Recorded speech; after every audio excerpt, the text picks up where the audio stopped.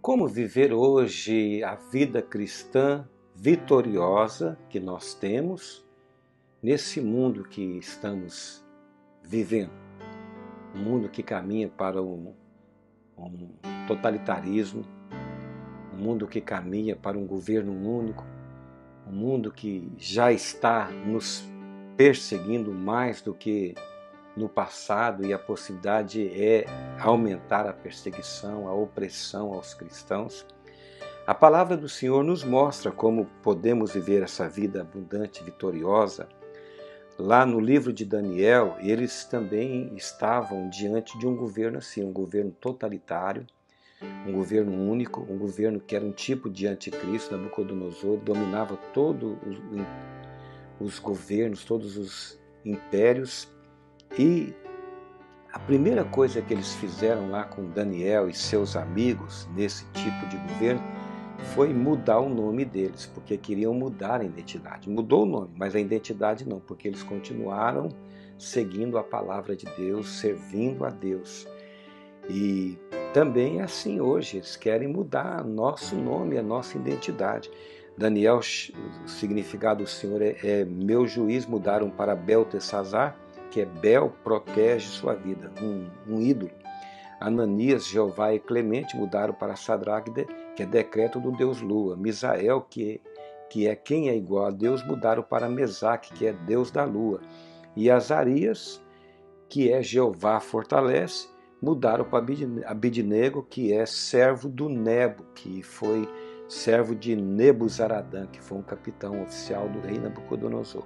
Outra coisa que nesses governos totalitários que eles costumam fazer é querer que todos sejam iguais, comam tudo a mesma comida, bebam a mesma bebida e praticam as mesmas coisas. Foi o que tentaram fazer com Daniel e seus amigos. Comer as iguarias do rei, beber as bebidas finas, seletivas do rei e praticar as luxúrias que eles praticavam no palácio. Também hoje é assim, eles querem nos colocar no mesmo padrão moral deles. Comer como eles comem, beber como eles bebem e ter práticas, comportamentos como eles praticam, não de acordo com a palavra de Deus.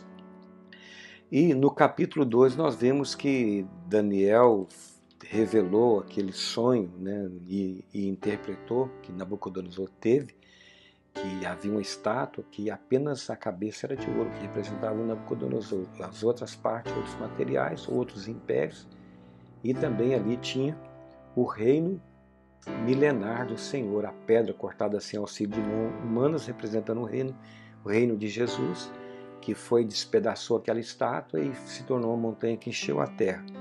E Nabucodonosor ficou extasiado, exaltou a Deus, deu posição a Daniel, os amigos de Daniel, mas no capítulo 3 ele voltou a si. Não, eu tenho que impor o meu governo único, totalitário e perpétuo na terra. Esse é o princípio da Babilônia, governo humano perpétuo.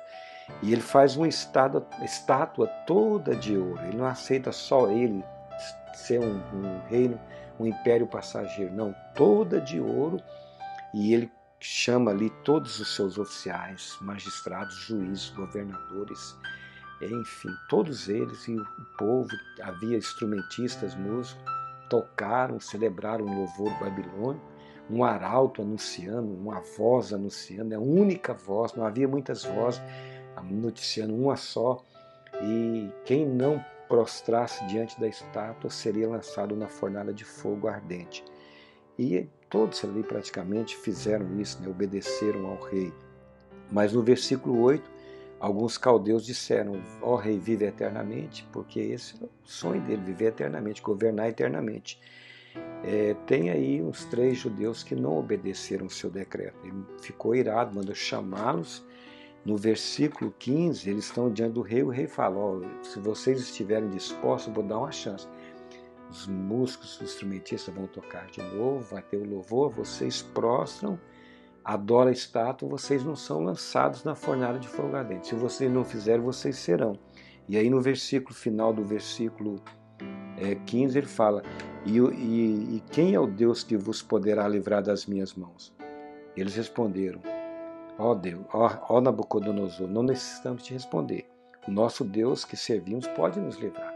Mas se não nos livrar, nós não vamos servir aos seus deuses nem sua estátua que você fez.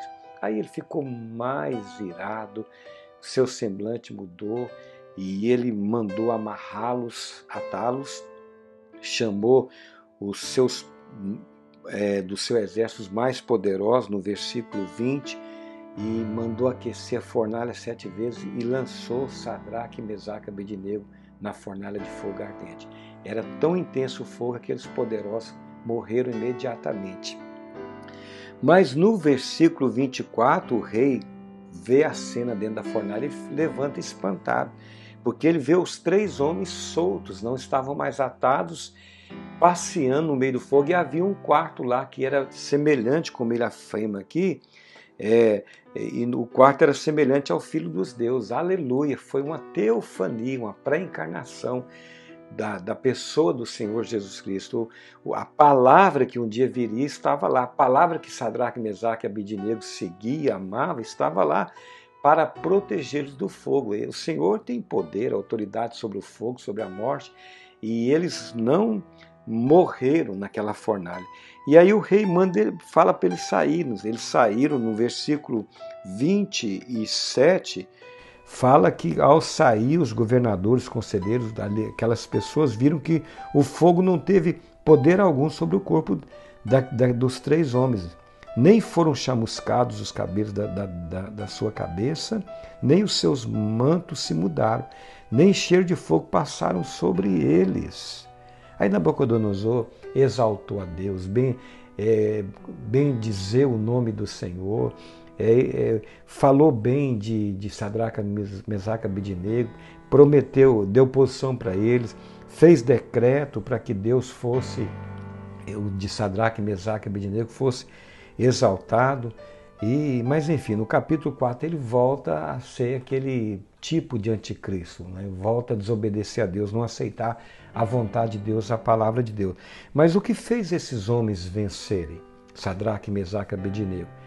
Depois eu quero falar em outro momento sobre Daniel, que estava lá também nessa situação de governo totalitário. O que fez aqueles homens vencerem? Sabe o que foi? A experiência que eles tinham com o Senhor, com a palavra do Senhor. Eles amavam a Deus, eles amavam a palavra. E eles não tinham apenas a teoria da Escritura, eles tinham a realidade da Escritura, eles tinham vida com Deus e com a palavra de Deus. Assim, você e eu hoje podemos viver nesse mundo de totalitarismo, de globalismo que está aí se manifestando e que está cada vez mais concretizando para que haja uma manifestação, a vinda do anticristo. Nós podemos viver uma vida vitoriosa, passar por vale da sombra da morte vitoriosamente, passar por tribulação, prisão, toda dificuldade diante da morte, diante da vida. Nós somos mais do que vencedores por meio de Cristo que está em nós. O segredo é ter experiência, deixar essa vida de Cristo que está em nós viver, deixar o Espírito Santo formar dia a dia, pela comunhão, pela experiência, o caráter e a personalidade de Cristo. E assim nós vamos viver essa vida abundante, vitoriosa, nesse mundo totalitário, nesse mundo tão oponente a Deus que nós estamos vivendo. E você que não tem Jesus, é hoje. Creia, receba, e você vai ter o Espírito Santo, a vida de Cristo, vai ser mais do que vencedor em todos os momentos também. Deus abençoe a todos, em nome de Jesus. Amém e amém.